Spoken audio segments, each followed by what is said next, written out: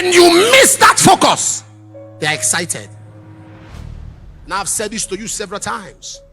When people show you hatred, when people think you are down, the next picture they will see of you dress well.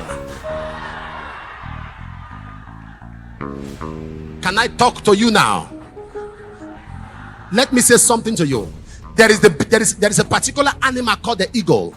The eagle is the fiercest bird. But there is one animal that does not fear the eagle. It's called the raven. The raven perches on the neck of the eagle. The raven bites the eagle's neck. But you know, when the eagle is flying and the raven is on his neck, the eagle doesn't bother. All the eagle does is to keep flying higher. Keep flying higher. It gets to a particular altitude that the raven loses oxygen and falls off by its own. When people throw shades at you, fly. When they throw arrows at you, fly. Keep flying higher. A time is going to come, they will fall off on their own. Listen to me. Don't let haters make you cry. When they say nasty things about you, post a picture, dress well, let them go to hell. Am I talking to somebody here? Listen, your haters are your fans. They are just too proud to agree. How come they know the latest about you?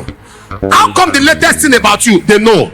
The latest move they know. The latest things they know. They are your fans. Let them admit it for once. Don't let no hater determine what. Somebody who doesn't know you, doesn't know where you were born, doesn't know how you started your business, doesn't know how you raised your family, is now trying to control how you should live your life. To hell with them. Am I talking to somebody here? Too small. Your haters are inconsequentially infinitesimal, irrelevantly immaterial. What you should focus on is the assignment of God for your life. Do you know many people who are happy that you are living? You have a family that your existence give them joy. You have children, your existence give them joy. There are dependents on your life, and you allow one person who has no value to you. One person, whoever does not give you money should not give you headache. Am I talking to somebody here?